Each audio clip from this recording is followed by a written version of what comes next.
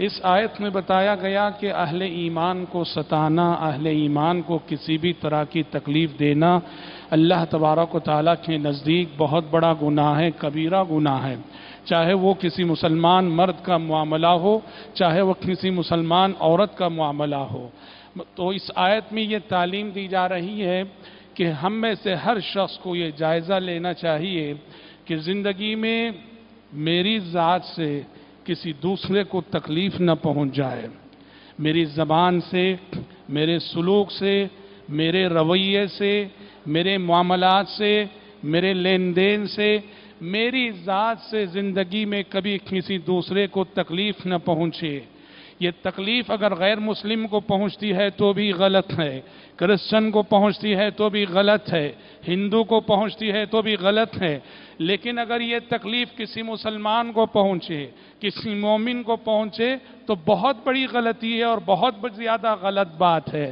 اللہ نے کہا کہ جو مومن مردوں اور مومن عورتوں کو ناحق ستاتے ہیں، ناحق تکلیف دیتے ہیں، ان کے سروں پہ بہت بڑا بوجھ ہے، بڑے بہتان کو انہوں نے اپنے سر اٹھا لیا ہے اور کھلے گناہ کا بوجھ انہوں نے اپنے سر اٹھا رکھا ہے۔ حضرات، دوسروں کو ستانا، دوسروں کو تکلیف دینا، دوسروں کو ستا کر خوش ہونا، دوسروں کو دکھ دے کر خوش ہونا، دوسروں کو رنج دے کر خوش ہونا، دوسروں کو ستا کر فخر کرنا، یہ علامت النفاق ہے۔ منافق ہے وہ شخص، منافقانہ صفات کا حامل ہے وہ شخص جو دوسروں کو تکلیف دیتا ہے اور دوسروں کو ستاتا ہے اور ایسے کردار پہ اسے فخر بھی ہوتا ہے۔ پیارے نبی صلی اللہ علیہ وسلم ایک مرتبہ مسجد نبوی کے ممبر پہ کھڑے ہو گئے، کھڑے ہو کر آپ نے فرمایا: یا معشر من آمن بلسانہ ولم یؤمن بقلبہ لا تؤذوا المسلمین، اے وہ لوگو جن کی زبانیں صرف اسلام لائی ہیں، جن کے دل ابھی اسلام نہیں لائے ہیں، یعنی منافق جو صرف زبان سے کہتے تھے کہ ہم مسلمان ہیں، دل میں کفر کو چھپائے ہوئے تھے۔ تو یہ منافقین مدینے میں ستایا کرتے تھے مسلمانوں کو، تکلیفیں دیا کرتے تھے، تبصرے کیا کرتے تھے، طنز و تشنیع کے تیر چلایا کرتے تھے۔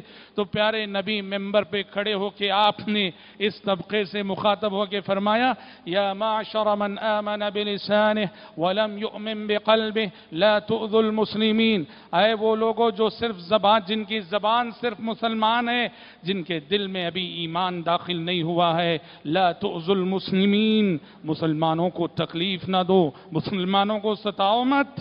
پتہ چلا نفاق کی علامت ہے یہ، نفاق کا کردار ہے یہ۔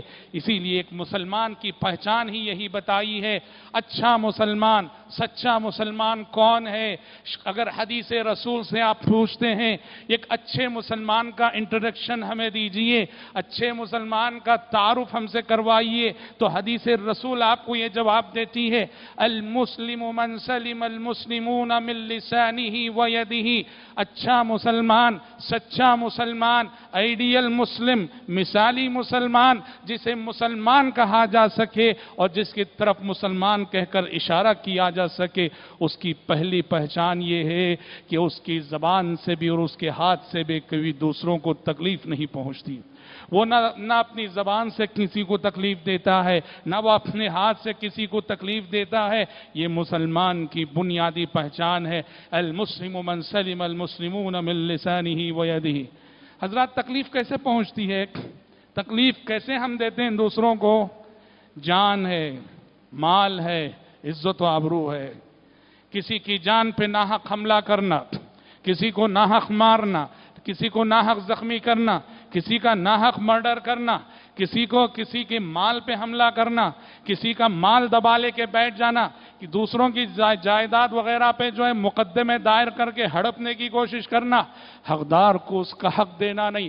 کام تو لے لیا ہے، مزدوری نہیں دے رہے ہو، کام تو لے لیا ہے، مزدوری نہیں دے رہے ہو، بہنوں کا حق مار رہے ہو، بھائیوں کا حق مار رہے ہو، किसी भी शक्ल में, किसी भी सूरत में अगर किसी का माल एक पाई भी अगर हमारे पास रह गई और सामने वाले को तकलीफ हो रही है, हम इस ज़ुमरे में आ गए, मुनाफिकीन के ज़ुमरे में आ गए। और इसी तरह से इज्जत व आबरू, किसी की नाहक तजलील करना, किसी की नाहक तौहीन करना, किसी पे नाहक इल्ज़ामात लगाना, किसी की आइबजोई करना, किसी की गीबत करना, किसी की तहकीर करना और किसी की ज़ात को अपने तबसरों और तनकीदों का मौजू बनाना, ये सब चीज़ें ऐसी हैं जिससे हम दूसरों की तकलीफ का बाइस बनते हैं। प्यारे नबी ने फरमाया, कुल्लुल मुस्लिमी अलल मुस्लिमी हरामुन दमुहु व मालुहु व इर्दुहु।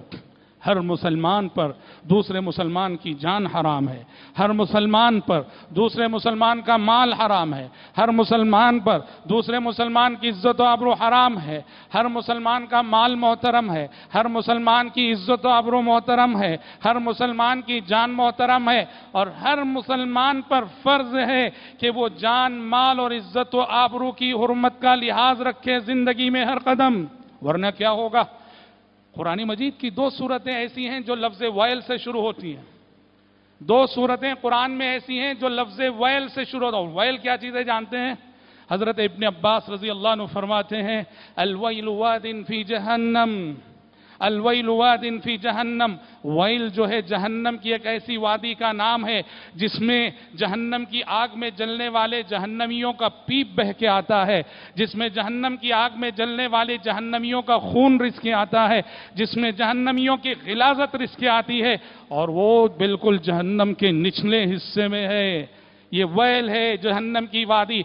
आपको मालूम है कुरान की दो सूरतें इस लफ्ज़ वैल से शुरू होती हैं और ये किसके हक में है? वैलुल लिल मुतफ्फिफीन, वैलुल लिल मुतफ्फिफीन, वैलुल लिकुल्लि हुमज़तिल लुमज़ह, वैलुल लिल मुतफ्फिफीन। ये वैल पहले उन लोगों के लिए जो नाप तोल में कमी करते हैं, नाप तोल में कमी करते हैं, डंडी मारते हैं। 900 ग्राम दे रहा हूं मैं और ये कह के दे रहा हूं कि 1 किलो है, 9.5 किलो दे रहा हूं मैं और ये कह के दे रहा हूं कि 10 किलो है, नाप तोल में कमी करता हूं। ऐसे लोगों के लिए कहा गया वैलुल लिल मुतफ्फिफीन। तो ये जो दूसरों के माल पे नाहक हमला करते हो, और दूसरा वैल की दूसरी वईद उन लोगों के लिए जो दूसरों की इज्जत व आबरू पे नाहक हमला करते हो। वैलुल लिकुल्लि हुमज़तिल लुमज़ह। वैल है हर उस शख्स के लिए जो दूसरों के ऐबों के टटोलने में लगा रहता है, जो दूसरों की गीबत में लगा रहता है। पता चला ये जो कुरान की दो सूरतें लफ्ज़ वैल से शुरू होती हैं, ये उन लोगों के लिए हैं जो ना दूसरों की माल की हुर्मतों का लिहाज करते हैं, लूटते हैं, लोगों को नाजायज़ तरीके से लूटते हैं और नाजायज़ तरीके से माल खाते हैं और नाजायज़ तरीके से दूसरों की इज्जत व आबरू पे हमला करते हैं।